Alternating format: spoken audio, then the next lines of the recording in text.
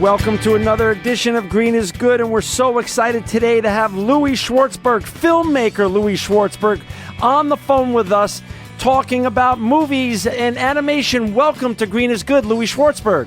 Great to be with you. Hey, Louie, I'm on your website. Before, first of all, just for our listeners out there, this is going to be a real special edition of Green is Good. We've never had someone like you on the show before talking about nature and animation and movies. This is going to be so unique. But before we even do that, I want to first direct our listeners to your amazing website, which I'm on right now. It's www.movingart.com. It's just spectacular. Literally, I'm drawn into my iPad just looking at all the mesmerizing colors and beautiful things on your website. Talk a little bit about Louie before we go into talking about what you do as a filmmaker and what you're producing right now. Talk a little bit about your journey to this. You're the journey of intersection of art and environment and how you even came to this place. Well, I was inspired by nature when I went to UCLA. It was my greatest teacher, and I learned to develop the art of time-lapse cinematography because I didn't have much money. Time-lapse where you shoot like one frame every 20 minutes. You might see like flowers opening or clouds moving. And when I started doing it, no one had ever really done that in a kind of a high-end commercial way. It had been used mostly for scientific research. You see time-lapse on commercials all the time now. And I would just say that nature's taught me amazing lessons and insights about life by observing the rhythms and patterns of nature. And I've been able to share that with people, and that's my gift, and that's my goal. Well, I think you're just most recently working on a piece called Wings of Life. Is this true? Yeah, Wings of Life, which actually people can see now on Netflix. It was for Disney Nature. It's a film about pollination. Meryl Streep does a voiceover, and we tell the story about pollination of, the relationship between flowers, bees, bats, hummingbirds, and butterflies from the point of view of a flower. So it's a beautiful love story. I call it a love story that feeds the earth. But at the same time, we all know it's a serious environmental threat. People, I'm sure, have heard about colony collapse disorder, the fact that the bees are disappearing. Right. And if the bees go, we go. 1/3 of the food we eat comes from a pollinating plant. Wow. So it's a critical issue, but the more I got into it, it's a love story because nature uses beauty as a tool for survival because you'll protect what you fall in love with. So we all do that. And what you see in this relationship of the flowers and the bees and the pollinators, they use, their color, smell, taste, touch. It's all the seductive love dance that's going on that we're the beneficiaries of because flowers turn into fruits, nuts, berries, right? Yeah. And we get to eat this healthy food. And without that, life on this planet would be radically different. Louie, first of all, for our listeners, again, who are just tuning in, Louie Schwartzberg, filmmaker Louie Schwartzberg's on the line with us. Go to his website, www.movingart.com. Louie, I'm on your website. Literally every screenshot that's coming up is a work of art. It could be like framed in my home or living room or in a museum. It is... First of all, are these your photos, or is this part of the film or some of the films you've been working on? Because these photos themselves are just stunning. Well, yeah, you're seeing imagery that I've been shooting over the past 30 years. Wow. Which parts of it ended up in the movie for Disney Nature. Right. As well as the fact that right now on movingart.com, what I've done, I've launched my own channel. Because you can go on your iPhone, Android, and put in Moving Art, and it's an app that you can download. It's Beautiful. almost like a visual Pandora. It is. So that you might type in nature, or you're looking for cities, and you get this beautiful montage, which is, I think, a kind of a breakthrough in TV to be able to just be inspired by beautiful imagery in your home, the inspiration of nature, bring that into your home, without it being the typical stories that you get on TV, which is like reality TV. It might be about people cheating each other and drama, stress, exploitation. I think the time has come when people are looking for that kind of vibration to shift their consciousness and make their lives better. So our listeners can literally download this app, but if they want, they could even purchase these beautiful works of art. Yeah, I mean, the videos are available to be purchased online at Right. movingart.com, but Right. the app right now is free. Right. Perfect. And you can just download the app on iPhone or Android just by going to the App Store and getting Moving Art. But on movingart.com, there's instructions like Right. how to get it. It's also on every Panasonic TV. Wow. And we plan to have it go broader on every make, but right now it's available globally on every Panasonic TV. So let's talk about this. Wings of Life. Louie, why, what inspired you? Like, what is your continuing inspiration to keep pursuing the intersection of art and environment and to platform these important issues? Because this is so great that someone of your immense talent does this, but what was your inspiration here? Well, I think that, I got turned on by the beauty of nature, and you could just say it's fun and inspiring to just shoot beautiful pictures. People do that all the time. Right. But what you learned is that on a deeper level, beauty is, nature's tool for survival because you protect what you fall in love with. And so basically, that's what drives DNA to move forward. That's what life force energy is all about. Everything wants to reproduce, right? Right. And why? To evolve, to make, life better. And when you look at the patterns and rhythms of nature, you realize that there's a greater force out there, that the universe is alive. And I'm just trying to unveil those mysteries. To me, it's a voyage of discovery. So whether it's like, watching in slow motion the hummingbird pollinate a flower, or, time-lapse flowers opening and seeing fruits and vegetables appear in front of your eyes, I'm making people, I think, realize that we only live in that one little narrow frame of time called the human space, right? That everything moves at a different frame rate. Everything moves at a different metabolic rate. It's about opening up your mind to the broader vision of consciousness and life energy that flows throughout the planet and throughout the universe. And we need to kind of get in sync with it. We can't just exploit it. We need to learn how to live in harmony with nature. And I think when people see these images in motion, time-lapse, slow motion, you realize, oh my God, there's so much going on that I'm not aware of, and hopefully they'll fall in love and appreciate it. Given that I'm not a photographer, lots of and nor am I a filmmaker, and lots of our listeners aren't, but they appreciate the beautiful art that you've put out there. Is that what the technique that you use? It's time-lapse? Is that what it's called? Yeah. Okay. And time-lapse. And I'm sure the viewers have seen, and your listeners have seen, flowers opening and clouds moving. And I mean, what's kind of beautiful is, like, from the point of view of a redwood tree, we look like we're ants scurrying around in time-lapse. Right. From the point of view of a mosquito looking back at us as your hand goes at it in slow motion, it can take forever before it flies away. So everything has a different frame rate, which is what I'm playing with on the camera. Right. But again, the broader statement here is that there's so much we don't really see. We don't see in slow motion. We don't see in time-lapse. And these are portals we can go through to get a deeper understanding of life on Earth. Got it. And when did you start doing this kind of technique? When did you start shooting time-lapse in nature? About 35 years ago. Whoa. And again, I said I did it because I didn't have much money. I couldn't afford to film.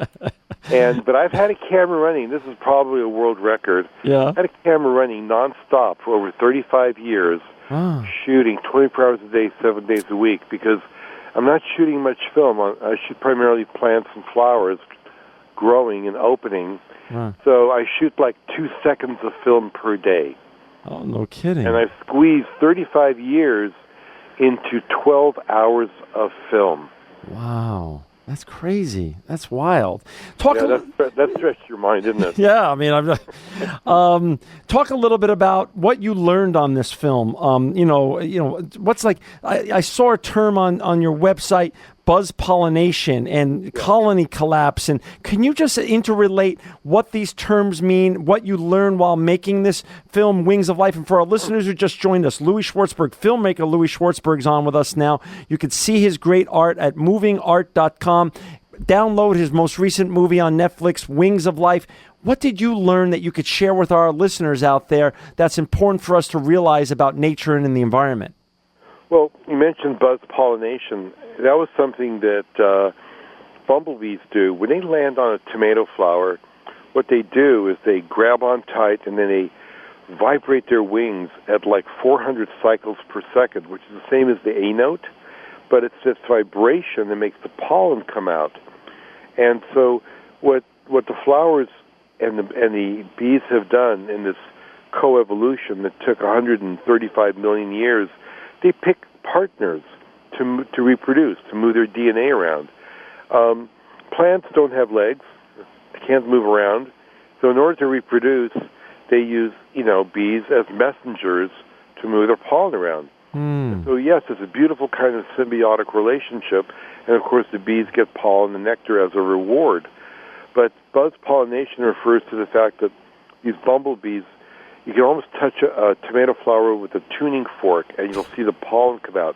So they pick specific partners, just like you would on a date, or who you would marry. Right. They want a certain partner to reproduce with, and that enables them to flourish and to prosper. So that was, one important thing that I learned. The monarch migration, I filmed that sequence when the monarchs go all the way from Mexico to Canada. And as they migrate, they reproduce. Their grandchildren that make it up to Canada come all the way back to the same acre in Mexico in the highlands. So how do they navigate? How do they have this GPS coordinate that they can just go straight back to Mexico, being the grandchildren of the parents that left Mexico where they winter, and come back to the same place? I mean, these are things that even the scientists don't quite understand yet. Wow. The miracles of nature and the mysteries of nature is something that inspires me and hopefully inspires an audience, because your jaw drops when you realize that there's this intelligence going on, and just because maybe we don't have the vocabulary to communicate with nature doesn't impugn the concept that they're not intelligent. It's just, I think, speaks to our inability to communicate. That's interesting. Well, talk a little bit about this issue of pollination. That's fascinating. What would things be like, if we didn't have, pollinators and all this interrelated behavior that you're now sharing with me and with our listeners? Well, again, so this is like, G-rated sex. It's really interesting to look on the screen. Actually, it's not sex because, it's not within a species. Right. This is a magical, mystical intersection between the animal and the plant worlds where life regenerates itself on this planet. That's what I filmed. And that, to me, is a huge idea, because I thought, okay, this is a serious environmental threat, colony collapse disorder, the bees go, we lose, fruits, vegetables, nuts, etc. But this intersection between the animal and plant world is what makes the world go round. It's what sustains life. So what would life be like without it?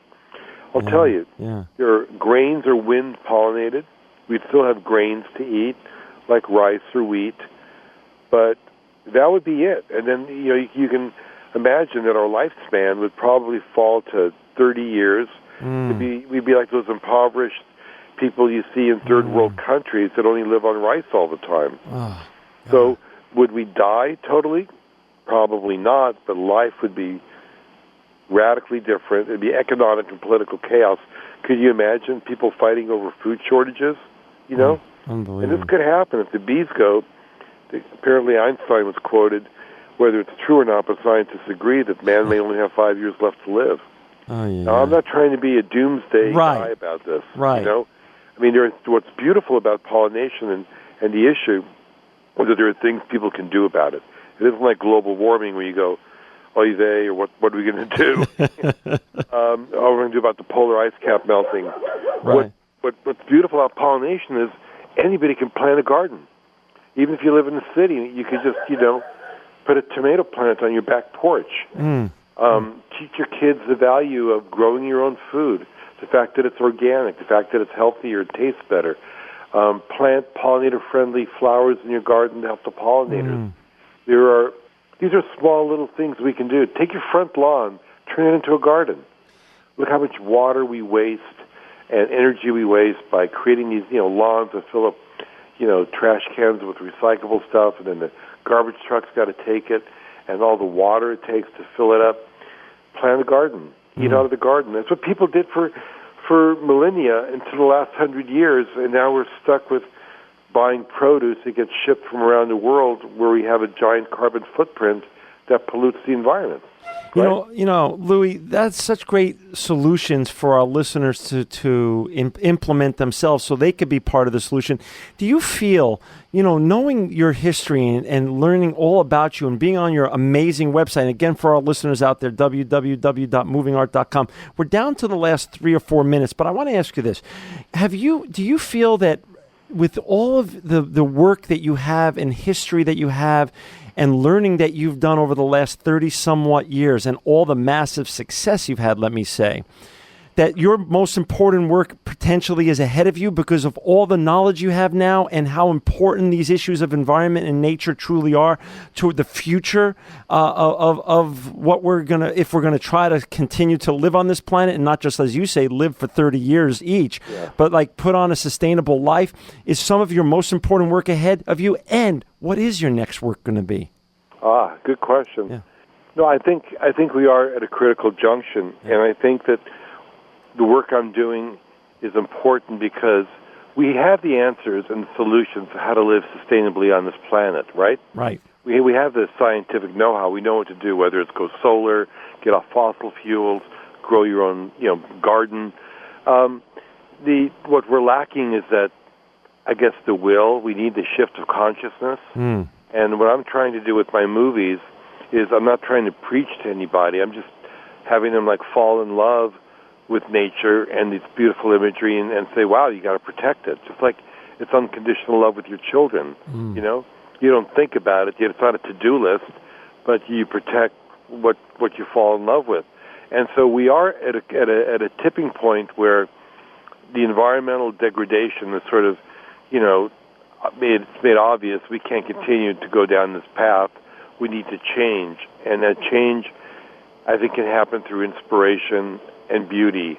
And that way we naturally, it was like every time I don't want to throw a piece of paper away because I love the forest. Right. I don't think I shouldn't do that because it's on my to-do list not to do that you're supposed to recycle. Right. It kind of hurts because I don't want to see trees getting cut down unnecessarily, Right. And so the next film I'm working on, which is a bigger idea than pollination, I'm doing one on mushrooms. Because mushrooms and mycelium create soil.